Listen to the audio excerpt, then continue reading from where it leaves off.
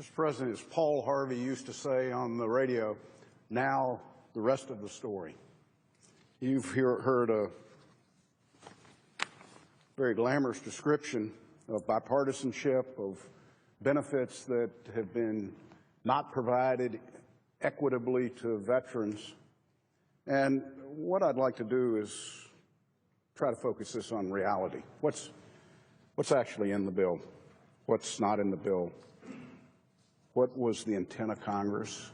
What is the shape of the Veterans Administration? Let me start with one very important thing. My colleague pointed out most of the veteran organizations support this bill. He's, in fact, correct. Now, let me read from an editorial written by the CEO of Concerned Veterans of America. I won't read the whole thing and bore the President or those who listen, but he says, but given the vast scope of this bill, we should be skeptical. In recent years, the VA, which will take on a wide range of expanded responsibilities should this bill become law, has come under fire for dysfunctional management and poor service to veterans. If the VA is already failing to meet its obligations to veterans, is it wise to extend its mission even further? Of course not. And while we need to restore the short-sighted cuts to the military pension, there are more narrow ways to address these cuts, such as the AOT military pension bill, which is in this alternative. It's troubling that under this bill, VA services would be expanded far beyond veterans with combat injuries and service-connected disabilities, fundamentally changing the founding mission of VA. This will only flood the VA system with new claimants, many of whom would be better served by health care coverage in the private insurance market. Veterans seeking VA care already face wait times of months and even years. Further expanding eligibility to veterans who would be better served by other health care options will only stretch the VA to its breaking point. There is also currently no cost estimate of this massive expansion. Meanwhile, there's another compelling question of cost. Sanders has proposed shifting funding from the Pentagon's overseas contingency operation to pay for these expanded veterans' priorities. But taking funding from the men and women serving in Afghanistan and elsewhere is short-sighted and could endanger their lives. That approach will likely meet with a chilly reception in the House of Representatives, and justifiably so. This means that the Sanders bill would be paid for through the accumulation of additional debt. The CVA, or Concerned Veterans of America, has been clear that Washington needs to cut debt, not vets. With $17 trillion in debt and massive annual deficits, our country faces a fiscal crisis of unparalleled scope. Now is not the time in any federal department to spend money we don't have. To be sure, there's much to like in the Sanders bill, and if those components were presented as separate, smaller, as part of a carefully considered long-term strategy to reform the VA, hold leadership accountable, and improve services to veterans, we'd have no problem extending enthusiastic support.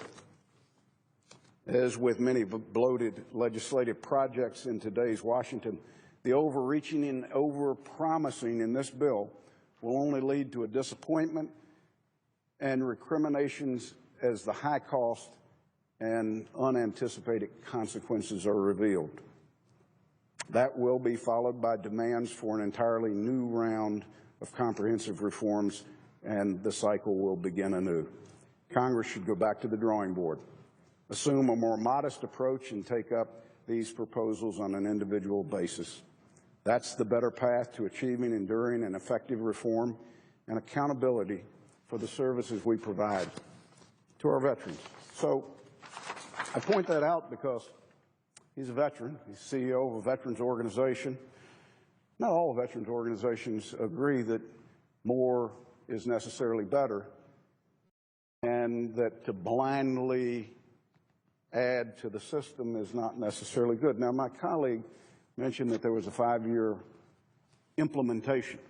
I can tell you, I've got the legislation right here, Mr. President.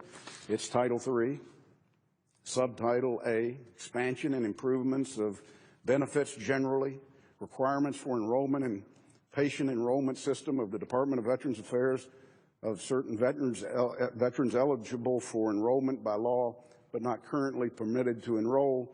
It goes through all the subsections. Basically says the Secretary shall provide for the enrollment in the patient enrollment system of veterans specified in paragraph 2 by no later than December 31st, 2014.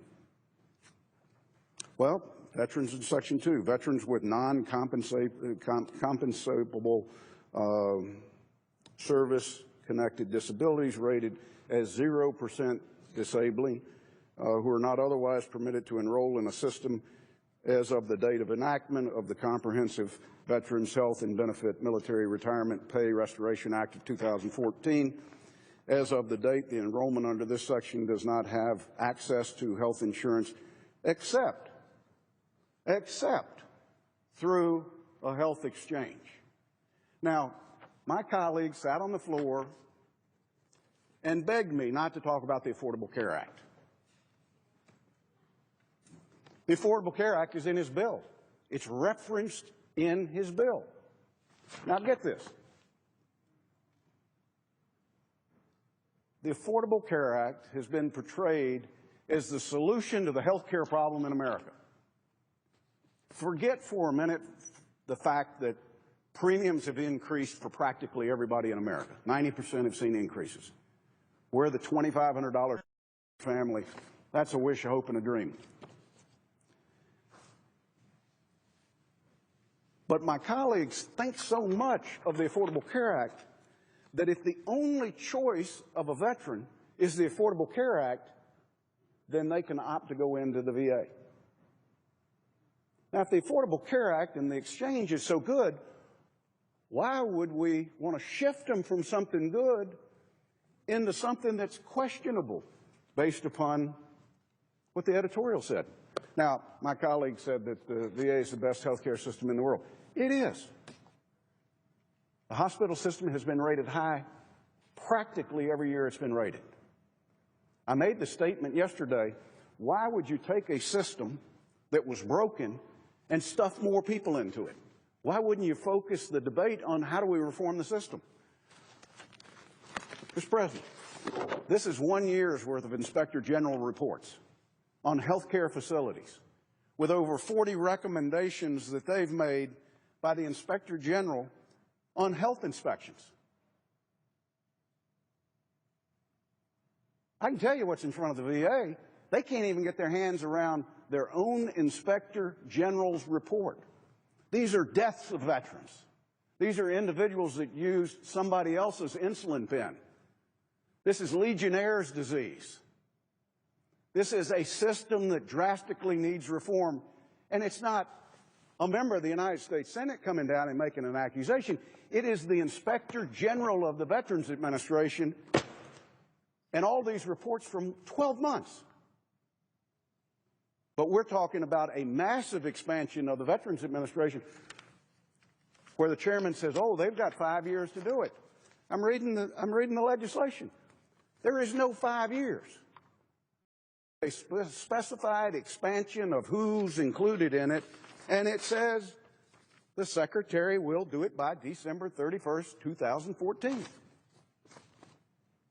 If the phase ends there, then the chairman can come down and read me the language and where it says 5 years. I'm certainly not trying to mislead anybody, though I am trying to make sure that we get the facts on the floor of what this legislation actually does. Now, the chairman talked about the bipartisanship. He's correct. Quite a few of the bills in his package are my bills. It's out of the committee with unanimous support. Incorporated in his bill is 143 provisions, 26 of which are Republican. Now, I have never judged whether I like the bill based upon how many of mine were in it or how many of my side of the aisle were in it. I base it on what's in the bill. What are the policies? What is our intent? do we accomplish that in the language of the legislation? Well, let's look at it for just a minute. There are no reforms. Zero. Zero reforms in the bill.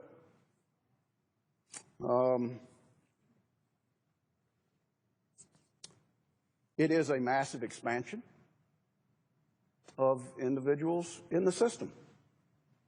As a matter of fact, under this piece of legislation, the VA doesn't even support it. Let me read you what the Principal Deputy Undersecretary for Health said, Dr. Robert Jesse. He indicated that expanding enrollment of priority 8s, and I quote, presents many potential complications and uncertain effects on VA's enrollment system. This is the individual in charge of health at the VA that says, I don't think this is a good idea. So I guess the only mistake that the chairman made was, as he suggested that I was opposed to it, he was accurate. But he didn't ever say the VA is opposed to this massive expansion. He talked about the Caregiver bill. I know something about it because I wrote it.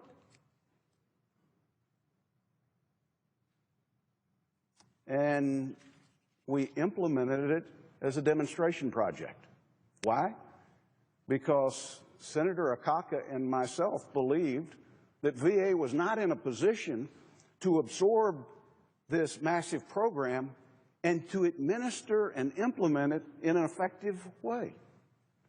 As a matter of fact, Senator Akaka said at the time, who was then chair of the Veterans Committee, he said there were 3 reasons that he was reluctant to, well, let me just say, when the Caregivers program came up on the debate on the Senate floor, Senator Akaka, then chair, noted these benefits and services were not made available to all veterans for 3 reasons. 1, the needs and circumstances of the newest veterans in terms of injuries and are different from those of veterans of other eras. 2, the family situation of the younger veterans is different than the older veterans. 3, by targeting this initiative on a specific group of veterans, the likelihood of successful undertaking is enhanced.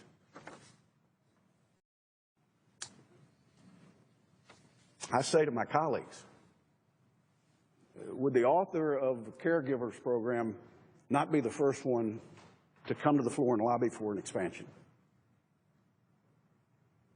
I think the answer is yes. But would the author of the Caregivers legislation want to wait until the system can handle it?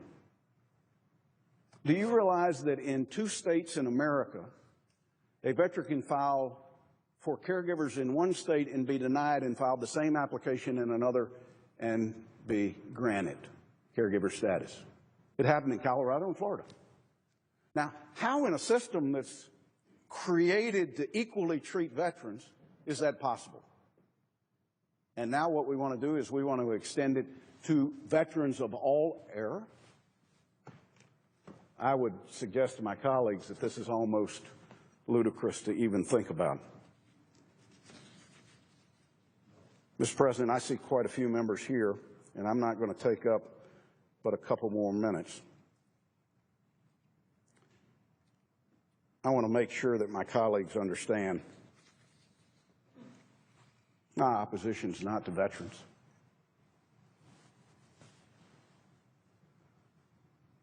My opposition's to proceeding with legislation that could hurt veterans, not help them. In this particular case, more is not necessarily better. As the CEO of Concerned Veterans of America stated, the right congressional action will be stop. Take a breath. Focus on the things that are broken. Fix the system.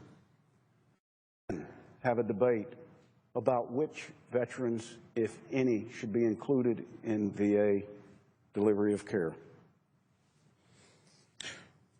Chairman highlighted yesterday that incorporated in both his bill and my bill is a House provision that provides leases for 27 new VA outpatient facilities.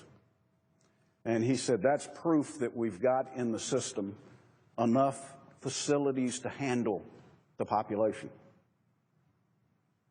No, Mr. Chairman, that's not. What those 27 leases are,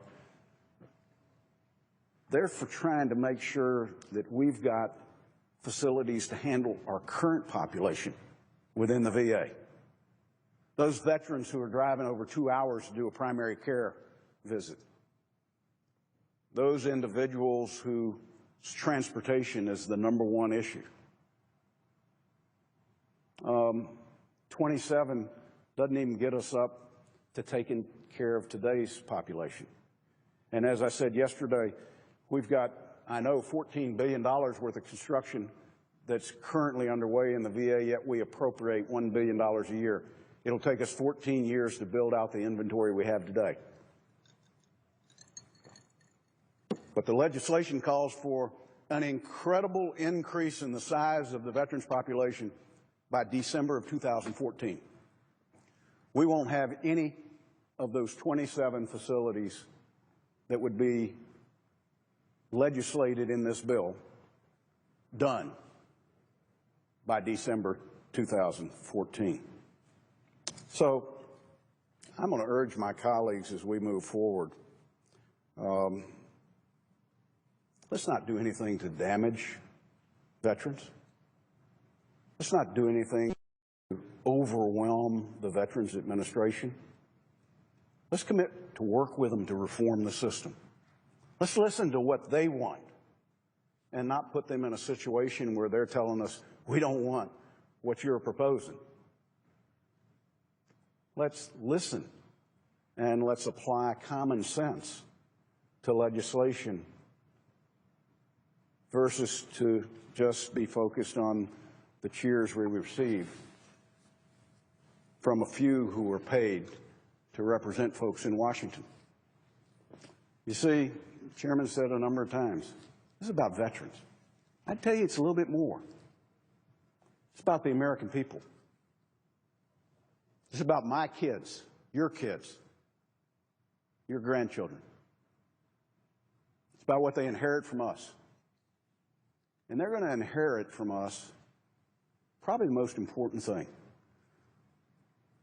the obligation to keep our promise to veterans of all eras.